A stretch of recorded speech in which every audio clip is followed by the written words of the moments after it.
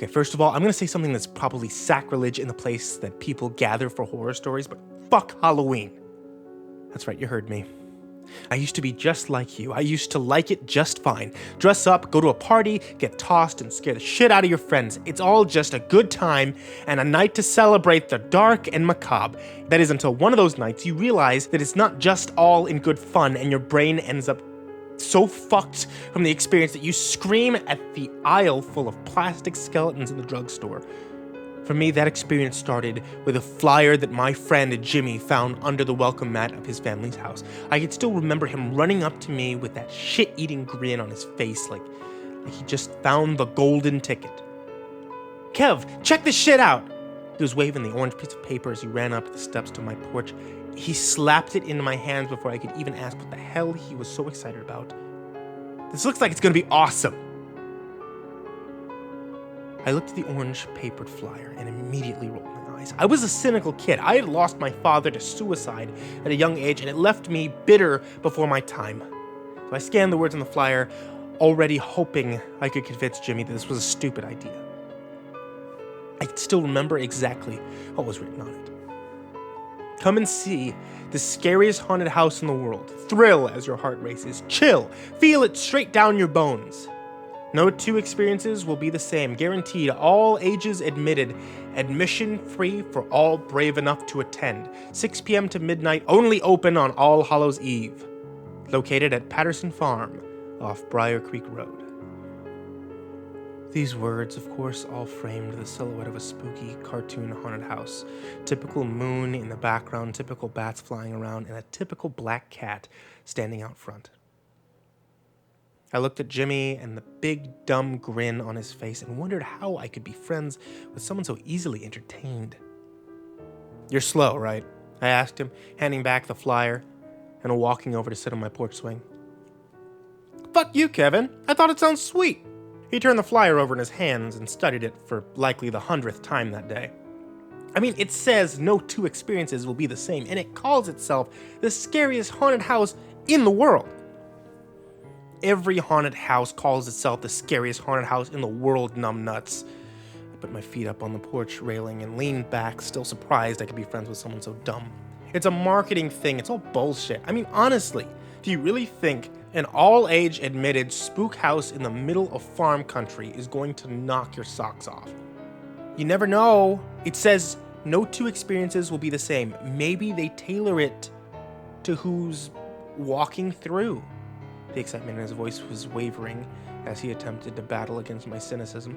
"Give me a break," I scoffed. "It's free to boot. It's probably going to be a bunch of cheap plastic props some farmer dug out of his garage and a Sounds of the Spooky mixtape." Alyssa already said she was going to go. Finally, Jimmy said something that piqued my interest. He'd pulled the trump card of Alyssa. She'd started at our high school a few months earlier and was easily one of the best-looking girls I'd ever seen. Jimmy and she actually became somewhat friendly after he helped her get caught up with the English Lit class. He never made any kind of move on her because he knew very well I was crushing hard for her. I sat up with a stone face and looked him dead in the eyes. "Really?" "Her brother's having a party at 9, but she said we should head up super early, beat the crowd, and then go to the party." Jimmy held the paper up next to his face and smiled. "Let's have some fun. What do you say, you dick?" Of course, my dumbass said yes. Or I wouldn't be here telling you this story today. Alyssa had borrowed her parents' car, and we rode up to the Briar Creek Road. We made the turn onto the property of Patterson Farm about 6:15. Jimmy and Alyssa were both excited as we drove up, and I was wondering exactly how they could be so naive. We were 16 at the time, but they were both acting like they were 7. You can imagine my smug satisfaction as we pulled up to what was easily the most empty and pathetic-looking haunted house I'd ever seen in my life. It basically looked as if someone had strung together a bunch of ready-to-build kit sheds into a 5x5 square and painted the whole mess black. There were cheap cobwebs and plastic bats hanging from the outside and a homemade sign dangling above the door that read, "Welcome to Patterson's Farm, scariest haunted house in the world." And the most telling part was the lack of customers. There were no patrons lined up outside to take the trip through, and it being a Halloween night, and this being a town without a whole lot to do, it looked as if Jimmy and Alyssa were the only two to get suckered in. "Are you fucking serious with this?" I shouted out, laughing, pointing to the direction of the haunted house. "Look at this place!" I clapped Jimmy on the shoulder. "I told you, dude. I fucking told you." "Maybe all the good stuff's inside," said Alyssa. "Some of the haunted houses back in Kentucky look like shit till you got inside of them." Her voice was uncertain, but she smiled in Jimmy's direction. "Could be." Jimmy was already trying to figure out a way to justify coming to this wreck. I had known him a long time, and I could see him trying to excuse his dumbass choice. Alyssa parked in the dirt lot next to the house, and before I could make my case as to why we should just bail, the passenger's door was thrown open by an older man dressed in a black suit and top hat. "The first brave souls this evening. Welcome, one and all." He stuck his hand in the car, looking for Jimmy to give it a shake, and he timidly obliged. The man clasped his hand and practically pulled him from the car, smiling and patting him on the back. Come, let's get this show on the road."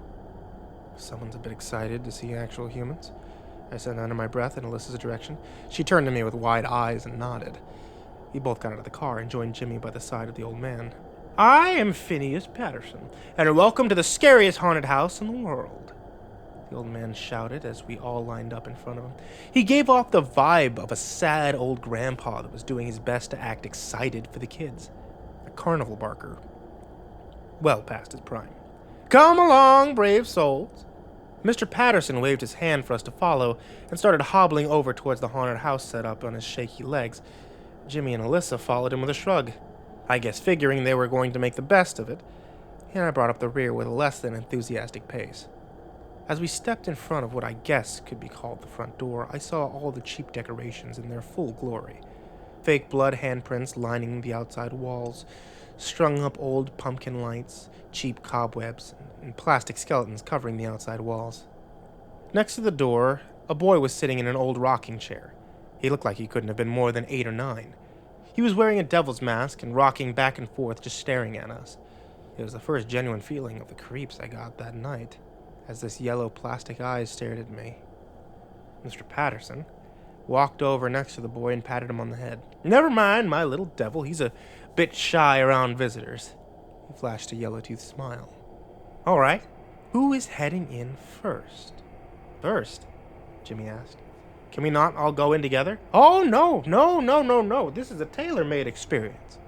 One at a time, a few minutes after the first one, the next one goes in. It's much scarier alone. Trust me." Again, that yellow-toothy smile. This time, it made me raise an eyebrow. The old man's acting had taken on a much more sinister tone. I had to give him credit. He was putting his all into it. "I'll go." Alyssa stepped forward. I would have expected Jimmy to volunteer first, but his eyes were locked with the kid in the devil mask. He didn't even realize a question had been asked till Alyssa answered it. "Ladies first, I love it!" shouted Mr. Patterson, grabbing the door handle and pulling it open. The open doorway was covered with black sheets from the inside. "I must implore you, young lady, to keep moving. It's best not to linger too long. See you guys on the other side." Alyssa looked back at us with a smile and disappeared beyond the sheet. Mr. Patterson let the door go, and it slammed shut behind her. It sent a sudden chill up my spine. Who's going to head in next? I looked at Jimmy once again, expecting him to resume his childlike excitement about the whole situation. Instead, he looked at me with eyes seemingly full of worry. "You go first, Kev," he whispered to me. "Are you fucking serious?" I said. "Don't tell me you're actually scared of this place." "It's not that." He was quick to defend against my accusation. "I just feel kind of weird all of a sudden. I'll bring up the rear. I just need a minute." "Whatever," I said, stepping forward. "I guess it's me, old man." Mr. Patterson looked at his watch, then at the kid in the devil's mask as if looking for his approval. The devil kid looked at me and nodded, signaling Mr. Patterson to grab the door handle. The old man once again flashed me a toothy grin. "Are you ready, son?" he asked me, his voice low and sinister. "As long as it's still free, Gramps." I squared my shoulders and stood in front of the door. "Admission is free, my brave soul." He chuckled to himself as he pulled the door open. The real cost is within. I laughed at his cheesy attempt to give me the chills and walked forward through the black sheet and into the room. The sound of the heavy door slamming behind me as I did. The first thing I was struck by was the sickeningly sweet plastic smell of the trash bags lining the walls. The only source of light were strings of dimly lit plastic pumpkin lights strung up just as they had been outside. Straight ahead of me, I could see another door framed by plastic tombstones on either side. The sign on the door said, "Start here," and was drawn in red with drops to mimic splattered blood. It was all typical corny fare and very cheaply done. Any mood that had been set by the creepy devil kid and Mr. Patterson's wide-eyed acting was immediately crushed. What a waste of fucking time, I muttered to myself as I pulled the "Start Here" door open with a creak and stepped through. The next room was draped in thick mist from a fog machine, and I could feel the chill of the air through my jacket. I could hear the ticking of a strobe light as the room quickly alternated between pitch black and fully lit, almost instantly disorienting me.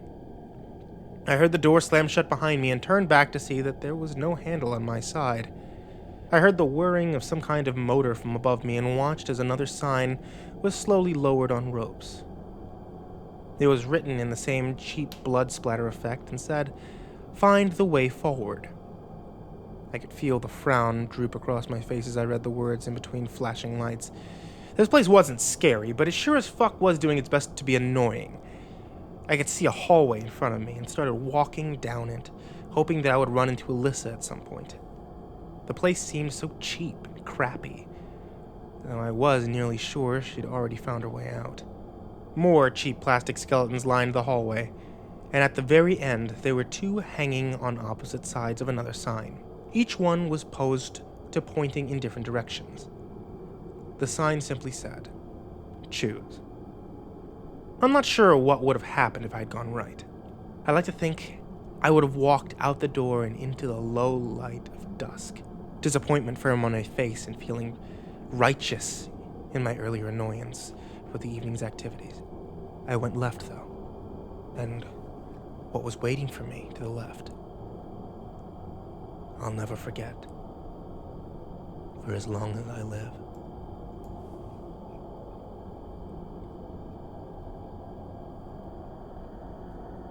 I saw a wooden door that looked oddly familiar. I stood staring at it for a few seconds, trying to shake off the sense of déjà vu before reaching for the brass handle and giving it a twist. Beyond, there were no plastic trash bags or skeletons, no strobe lights or rubber bats on strings. It was just a room, a little kid's room. Again, as I stepped through the door, it slammed hard behind me, and just as before, I turned to see there was no knob on the inside. There was another sign on the inside of the door, though, this one that made me feel greatly more unsettled than I was expecting that night. This sign simply said, "Kevin's room," and it was framed with rocket ships blasting towards the stars. I made that sign when I was 6. It was the sign that hung over my bedroom door in our old house, the house where my father had killed himself. I looked around the room and realized that it was exactly the room I had back then. Even the toys scattered across the floor were my toys. I swallowed hard, feeling the lump in my throat. I was overtaken by a feeling of both dread and utter confusion. "Kevin!" I heard a man yell from outside the door. "Kevin, you little snot-nose! I told you to pick up your goddamn toys in the living room!" It was my father's voice. And as the door swung open, there he was, larger than life and exactly as he was the last time I saw him. He swayed back and forth as he stepped forward into the room, the stink of booze wafting from him as he got closer and closer, continuing to grumble something about those damn toys. I backed up just like I would have when I was little, and I was scared of what he might do. "Look at you," he growled at me, already removing his belt. "You grew up exactly like I thought you would. A skinny, weak, pathetic little shit." He folded his belt in his hands and cracked it hard against my bedpost. My back hit the wall, and I felt completely lost. It was impossible. He was dead. He'd been dead for almost 10 years. "This isn't fucking real," I shouted at him. "You're gone. I haven't had to deal with your bullshit in forever. You were a drunk and coward, and I'm glad you're dead. Do you hear me, Dad? You fucking bastard, I'm glad you're dead." As the last words left my mouth, I watched his face fill with sorrow.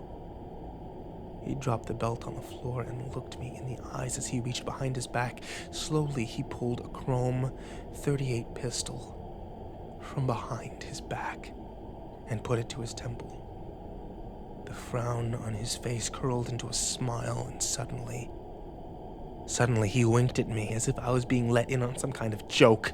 The sound of the gunshot was deafening in the small room, and I watched the side of his head explode outward and splatter against the wall. His body crumpled down in front of me as I stood there screaming and crying. I dropped to my knees in front of him and stared down, smoke drifting out of the hole in his temple and blood pooling around his face. The door on the other side of the room creaked open, and I looked up to see Alyssa standing there, a look of terror and confusion on her face. I stood up and rushed towards her, not knowing what else to do, just wanting to leave the goddamn room as fast as possible. I could hear her asking questions, but my ears were still ringing from the gunshot, and I doubt I was in any state to answer, even if they weren't.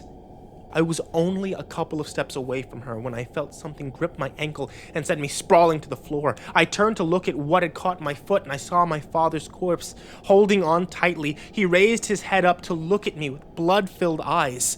The flesh was starting to peel away from his face, and he opened his mouth to expose a mass of maggots that had begun feeding on his tongue. I could hear Alyssa screaming and felt her hand grabbing for mine, trying to pull me away from the rotting, yet now spastically lively corpse of my father. "Don't let the fucking door close!" I screamed to her as I kicked at the rotting corpse that refused to let go of me. My heel caught his jaw and it came off of his face. The writhing mass of maggots landed on the powder blue carpet. "Jesus fuck! Please, get me out of here!" I shouted more as Alyssa pulled. "You're just like me," I heard my father somehow say in a gurgle, flailing voice. "You're just like me, and you'll end up just like me." With my other foot, I kicked at the hand that was holding me and watched the fingers come apart like wet paper. I got free and Alyssa pulled me to my feet, nearly yanking my shoulder from its socket. I could hear my father's guttural, drunken laugh echo in the room, even as his body fell apart as it was devoured by the maggots it seemed to be hosting. "Nothing but food for the flies."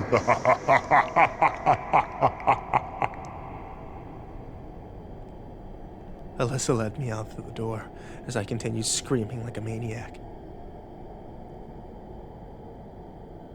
I could still hear the laughter behind me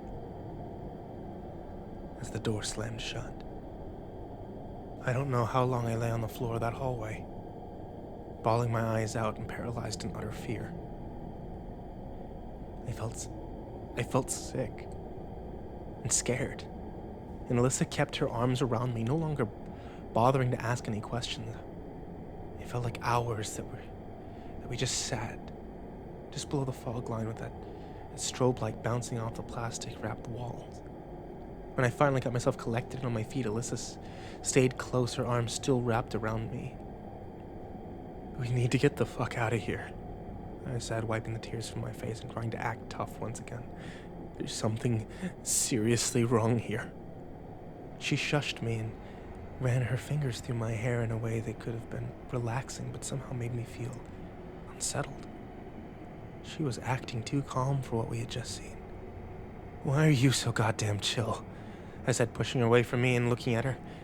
She looked stoned, a relaxed and easy smile on her face. "I'm just happy I finally get to have some alone time with you." She moved closer again, her hand caressing my cheek. "I've always liked you so much, Kevin. But Jimmy's always hanging around. It's nice. It's just being us." "Alyssa, why are you telling me this now?" She was grinding her body up against me. I could smell her shampoo as she nuzzled her face into my neck. Her lips kissed softly as her hand suddenly slid down my body and over my jeans. "Don't you want me, Kevin?" "I know you do," she whispered in my ear, grazing her teeth over the lobe. I could hear something was rapping against the wooden door that led back to the place where we had left the body. whatever was pretending to be my father. Alyssa stepped back from me again and started to take off her shirt. But I reached a hand out to stop her, despite whatever raging teenage hormones I may have had. Even I knew something was completely off. "We have to get the fuck out of here. What are you doing?" I said sternly, grabbing her by the wrist. She shook my hand and backed off even further down the hall, tears suddenly starting to fill her eyes. "Are you rejecting me?" she shouted. "How could you do this? Don't you like me? Don't you want me?" Her suddenly shrill scream filled the hallway as she began peeling off her clothes frantically. I watched as she stripped down to her underwear in stunned silence. The rapping on the door next to us became more and more intense with each layer she removed. "Alyssa, what the hell is wrong with you?" I was in a panic. I wanted to run, but I didn't want to just leave her there naked in that hallway. I tried to run over to her, and she pushed me away screaming. She began to claw at her skin, leaving long, bleeding scratch marks over her chest and stomach. "Don't you think I'm fucking beautiful, Kevin?" She was tearing chunks of her own flesh off now and discarding them on the ground with her clothes. "Isn't this what you want from me?" I watched in abject horror as she finally peeled away the skin from her torso, exposing the bleeding muscle within. Fat and sinew fell off her shredded body as she removed more and more of her skin. The rapping against the door grew louder and louder, sounding more like someone slamming all their weight against the door. She screamed and cackled like a maniac. Fear overtook me and turned to run down the other hallway, towards what I hoped would be the exit. I felt her slimy, blood-drenched hands reach out and grab my arm tightly before she slammed me up against the wall with more strength than I could have imagined. I wheezed as all the air left my lungs, and I felt her body, now naked of most of its skin, press against me. She once again nuzzled her face up to my neck, and I gagged, feeling her shredded flesh pressed to my body. "Don't you want to fuck me, Kevin?" she whispered before finally leaning back far enough that I could see her face. The skin began to slough off of her, leaving bulging eyeballs and an exposed, blood-stained skull. Her lipless mouth opened, and she leaned in to kiss me with a protruding tongue. I pulled all my strength, then finally shoved her away from me, leaving her staggering enough that I could break into a sprint. I could hear her wailing and cackling behind me as I ran through the disorienting fog and strobe lights. I looked for some way out of that fucking maze. I saw more signs, but ignored any that didn't say exit. I didn't want any more. The spook house won. I was fucking terrified beyond anything I had ever felt. It seemed never ending, and I grew more and more disturbed as I ran. The plastic skeletons hanging from the walls were now limbless corpses with dangling entrails, and the trash liners on the wall felt slick with slime and blood every time I ran into one. My heart was racing, and with each corner I turned, only to find another hallway, I became convinced I was going to die in there. The voices of both Alyssa and my father followed me as I frantically searched for some way out. "Don't you want me?" Just like me. "Kevin, this is meant to be." Food for the flies. I clapped my hands over my ears, trying my best to block them out as I filled the air with the sound of my own screams. I thought I was going to lose my mind and nearly lost all hope when I suddenly came to a hallway with a dead end. There was one last sign above the door. It was written in that same cheesy, spooky writing, blood drips and all, and appeared black in the strobe lights. Exit. I laughed maniacally and ran up to the door, pulling on it in vain hopes that it would just fly open and I would be greeted by the chill air of the October evening. It didn't even move, though. No matter how much I wrenched on the door handle, it wouldn't budge, and I could hear the voices getting closer behind me. "You get under my skin, Kevin." You're gonna rot with the maggots, son. They sounded like they were right behind me, but I couldn't bring myself to look. I just kept pulling on the door handle and screaming out for someone to save me. I could feel every nightmare I ever had breathing down my neck, laughing, screaming, and preparing itself to pull me apart. Body and soul, I heard one final voice, the voice of a young child. "Turn around," was all it said. Slowly, I turned my head to look, and I saw the boy in the devil mask standing a few feet from me. Behind the rubber demon's face, I knew he was smiling. "What the fuck do you want from me?" I shouted, my voice lacking any hope. The boy just stood there, staring with dead yellow eyes as the entire world fell silent. "Boo! he suddenly shouted, lunging forward and startling me into the floor. I felt the hinges swing open as my back hit the wood and I was tumbling out into the crisp autumn air. As I fell backwards onto my ass into the dirt, I heard the door slam shut as the faint giggling of a child's laughter could be heard behind it. I sat there, stunned, unable to process that I was free even as I stared at the outside of the spook house. The fake plastic skeletons and pumpkin lights still strung out across the outside. "Kevin!" I heard Jimmy shout from what seemed like miles away. I only realized he was right next to me when he grabbed me under the shoulder to try and lift me up to my feet. "Dude, are you okay?" I stared at him with a blank expression on my face, trying to find words to explain what had just happened to me. Behind me, I could see Alyssa, her head hanging down and her face solemn and broken, and I knew what I'd seen inside the haunted house hadn't been her at all.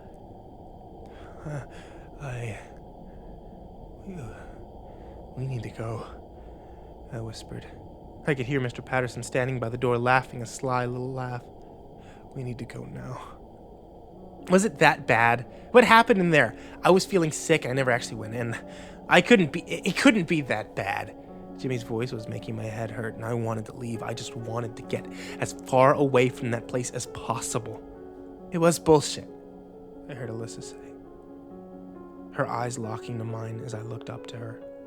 It was just a bullshit haunted house that wasted all of our time. Kevin's right. We need to go now. She started walking towards the car and I followed. Fine with not saying another thing about what I saw inside and having no desire to ask what she had seen either. Jimmy followed us. He kept asking questions, the confusion clear as day on his face, but I could do nothing but tune him out. As we got into the car and drove away, I saw Mr. Patterson standing by the door waving us goodbye. The little boy in the devil mask, standing at his side. When we got back to school, Jimmy told people we had gone. But no one else had gotten a flyer, and no one else knew that there was even a haunted house up on the Patterson farm. People asked Alyssa and I what had happened, but we never said a word, and when people got bored of asking, I thanked God. One of the last times someone tried to ask me about it in class, I ended up shouting at them to stop asking me about Patterson Farm. And a teacher overheard the exchange and asked what it was all about. I tried to tell her that it was nothing, just something that happened up at a spook house at Patterson Farm on Halloween. I could still remember the confused look on her face as she told me that there was no haunted house at Patterson Farm. In fact, she said the place had been abandoned for over a year. Ever since Phineas Patterson had died.